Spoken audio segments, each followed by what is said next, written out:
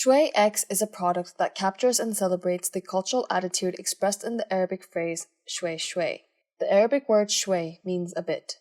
Said twice, it means bit by bit. As used by locals, the phrase is a reminder to take life one step at a time. It is a common expression, but also a culturally ingrained approach to life.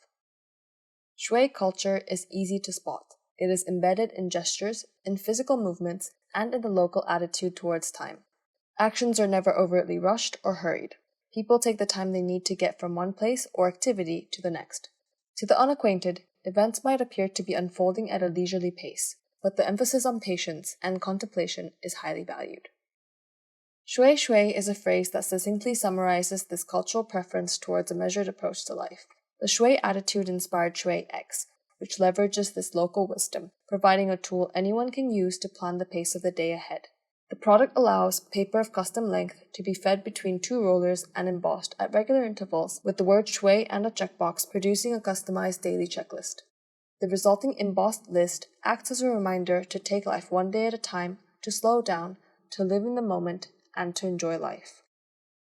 Shwayń is a souvenir tied to a particular place, which aims to do more than simply represent a place. It is designed to capture, preserve, embody, and disseminate cultural wisdom. The experiential role of Shwayń is to provide people a moment of peace, allowing them to gather their thoughts. By using pressure to emboss the word shway into a sheet of paper as many times as one wishes, the tool produces a customized checklist. These embossed marks, white on white, break the day's tasks into manageable shway steps. The resulting shway list is softer and kinder than your everyday run-of-the-mill, hastily scribbled to-do list. More explicitly, it's a conscious rejection of the to-do list and a critical reaction to society's demand for ever-escalating productivity. Research figures by the Economic Policy Institute show that over the last 40 years, net productivity has risen by 64.6%, while hourly pay has failed to keep pace, increasing by just 17.3%. Society has become obsessed with doing more, striving for more, offering more, and doing it all faster. The unhealthy emphasis on productivity leads to predictable effects, what cultural writer Anne Helen Peterson calls millennial burnout, and what philosopher Shwayň calls burnout society. Peterson explains that it begins to feel as if everything that's good is bad, everything that's bad is good. It reflects a warped sense of fulfillment that has become part of our modern experience. Things that should feel bad, like working all day, start to feel good because of the perceived importance of being productive. Conversely, things that should feel good, like leisure and rest, start to feel bad due to guilt. However, in contrast to common belief, rest plays an important role in enhancing productivity. MD Srini Pillai explains that our brains are wired for focus and unfocus to work together. Therefore, if one did value productivity, one would need to unfocus in order to increase the ability to be focused. Shwayń intends to be that small trigger in a normal day to create small moments of unfocus for the user.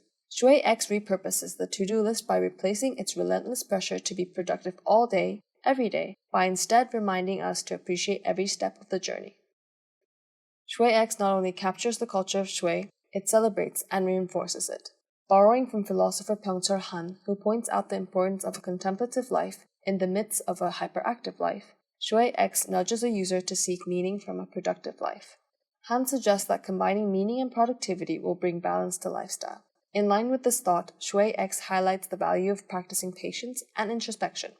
Shwayń reshapes one's relationship with the to-do list by helping to contemplate the moment and the time ahead. Shwayń started as a student project in a graduate design course and evolved into a commercial product proposal with support from the Boost Lab. The Boost Lab is a product development platform situated within the Institute for Creative Research at Virginia Commonwealth University School of the Arts in Qatar. The goal of the lab is to bridge the gap between artists, designers, and the world of business. The intention is to mentor artists and designers who are interested in monetizing their creative insight. Within the framework of the Boost Lab, Shwayń transformed from an abstract representation of shway into a souvenir that captures the culture of shway. Further, the product celebrates and reinforces shway in the form of a novel product, a checklist embosser. The project evolved through a series of revisions and demonstrates a design-led approach to product development. Stages of development included concept formalization, practical production methods, easily recognizable visual form, simplification, holistic experience, visual refinement and identity, as well as flawless functionality. The first iteration of the product represented the idea of shway by alluding to the mechanics of a clock. It abstractly borrowed from an existing tool used to measure time to communicate the concept of time to the user. The solution at this early stage faced many problems, but the main one was that it was constructed from 30 separately printed parts, and the final outcome's success depended on the outcome of each one. This meant that not only would the production processes be inefficient, but there was also a higher likelihood of manifesting faulty or uncomfortable user experiences. The second iteration drastically simplified the whole product and looked for the most practical production method, and simultaneously a smoother user experience. It borrowed from an existing archetype, the tape dispenser. In this iteration, the focus shifted too far towards ease of production and focused too much on usability at the expense of visual and conceptual ties to the concept of Shway. The third iteration of the project was when the Boost Lab collaboration started. This phase rendered a range of results. It was important to rethink how Shway could be captured in a consumer-focused manner. As a result, the process involved removing initial perspectives and expanding design considerations. This process was led by my reflections from the first two phases. It was to look for the best way of representing Shway in a recognizable way while considering functionality and possibility as a backbone of the process. In order to brainstorm an informed visual outcome, I revisited the origins of my observation. The concept of Shway was inspired by my observations related to the walking pace of locals. Hence, I explored what kind of movement could emboss the word Shway effectively. I allowed myself the freedom to generate versions in this phase that weren't functional. This freedom gave insight into an area of investigation and generated a figure clothed in traditional Qatari attire. The next step was to develop a working function. This iteration was derived from the explorations of the previous phase. I reduced the elements involved as much as possible to allow the device to function more simply. For the first time, I was satisfied with the visual look of the object. Hence, the project carried forward to the improvement of functionality. During the refinement process of the embosser, I suddenly recognized a big flaw in the object. Conceptually, the movement resembled a stomp, quick, or yalla in Arabic, rather than slow and Shway. My pursuit of functionality had overshadowed the concept. With this realization, I returned to the ideation phase. The leading concern for this phase was to find a way to connect the concept of Shway to the visual form of Qatari figures through function. To do this, I recognized that I needed to reintroduce the gears, as that was the most effective way of embodying the experience of Shway. The gears paved way to this formal solution using the two rollers. This model was a breakthrough, but it needed development. By this point, I had developed a diamond checklist of my learnings. First, representation of concept. Second, legibility. Third, functional capability and possibility. And fourth, novelty.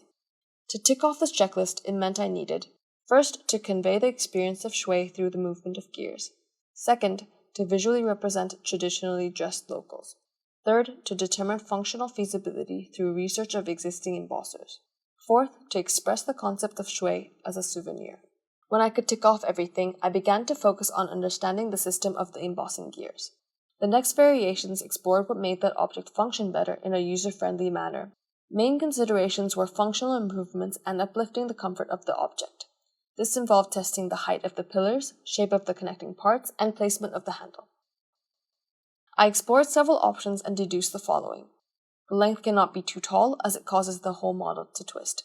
The model needs to be enclosed vertically for gears to run correctly. The handle must be larger than 1 centimeter to be comfortable, which makes it a chunky design element. The model cannot really be used while being stood vertically as the platform is unbalanced. Now it was time to simplify the lessons to a better visual solution. The breakthroughs combined in added pillars that connected top and bottom, removal of the handle, implementation of an arrow designed to suggest the user to crank it from the cylinders, and added embossing of square checklist boxes for people to use. During each revision, I subconsciously questioned the object's value. I had two key doubts.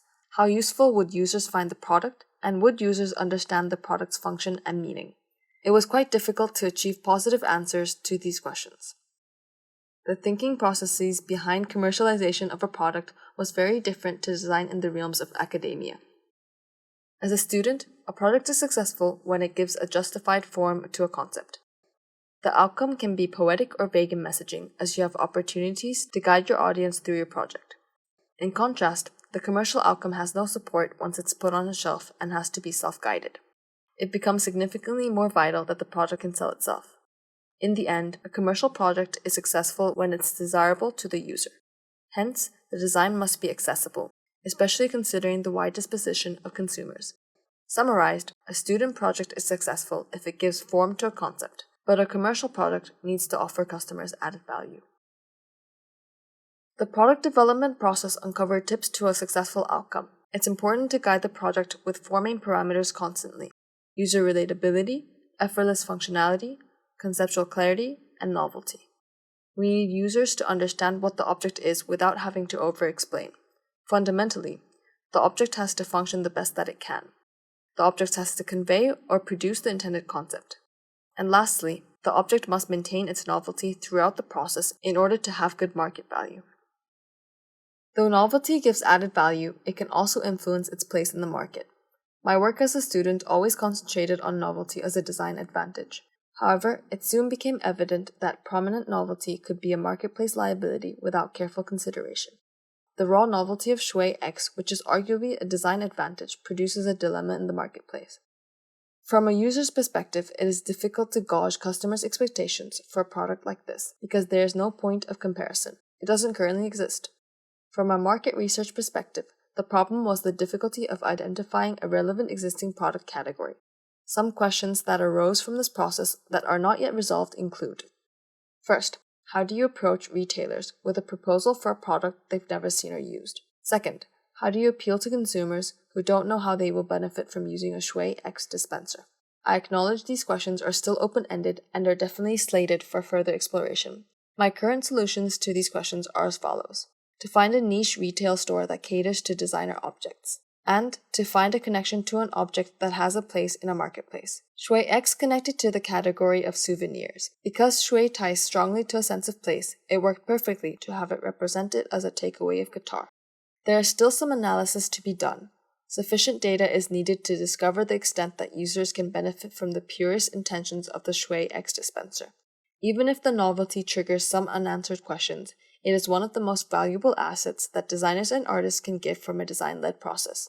We can offer something new or a new way of thinking about something, but it's important to recognize when to see the differences from a designer's perspective and designing for marketplace appeal. To design for commercialization, designers should identify the four aforementioned parameters: user relatability, effortless functionality, conceptual clarity, and novelty from the outset. There has to be conscious effort to return to the parameters after each iterative cycle to evaluate success.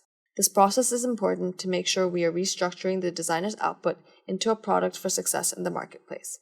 My processes show that each point of the diamond should be balanced. When one point is given too much focus, the object reflects it, and only highlights one of the four parameters. In development of the Shwayň dispenser, when the balance broke, the object also exponentially declined in visible business value. The parameters are important to guide the design process in order to excel in marketplace expectations. Through trial and error, Shwayň found its way to create a balanced diamond of four parameters. It relates to the main audience of Qatari locals through the use of traditional attire. The functionality is fluent as it embosses well on various types of paper. The Shwayň concept is tied strongly to the gear system. And embossing Shwayň provides a newfound experience of a to-do list. Altogether, the product produces a novel cultural object. The importance of creating such designed objects around cultural observations work on multiple levels. The more immediate layer is in its role in preservation of a piece of culture. The value of culture is personally a hard one to define well, but to borrow words, some call it the way of life for an entire society. Culture shapes how people interpret information and therefore shapes the way that a specific society will function. Shwayň intends to do more than store a piece of culture. It is built to spread cultural insight. One evident design choice to help the dissemination of the concept Shway is through its bilingual approach. The local Arabic language is respected, but also transliterated into English. English was chosen as the second language as it is a secondary language in Qatar and is also widely used in international communication. It aims to connect to as many people as it can. Spreading culture to a wider audience ensures a stronger upkeeping of memory and preservation of culture. The broader value in spreading culture lies in the power of learning. Learning beyond cultures are valuable because each person's attitudes, awareness, and behavior are largely driven by the framework of their own culture. American political scientist and author Milton Cummings describes cultural exchange as a method to foster mutual understanding. So when people take souvenirs back to their country, Shwayń provides an opportunity for an extended audience to understand local, unique behavior. The larger global population is then able to have better approaches to future cross-cultural interactions. The process of cultural globalization helps broaden human perspective to understand people living in different parts of the world. Shwayń illustrates how cultural insight can inspire a novel, locally inspired product with global appeal. It's also becoming more important to have novelty and locality in product design as the global market is becoming saturated with similar objects in function and form. In order to gain identity, cultural features can prove to be unique characters to embed a product, both for the enhancement of its identity in the global market and for the fulfillment of the individual consumer's experiences. Beyond sharing cultural insight to consumers, Shwayń is designed to inspire moments of daily contemplation and reflection. Shwayń is a souvenir that captures Shway and intends to inspire people to live it in their everyday lives. The Shway embosser hacks into the normal to-do list that inspires our hyperactive life to instead celebrate the meaning that a contemplative life can give. The object functions as a reminder to enjoy life bit by bit.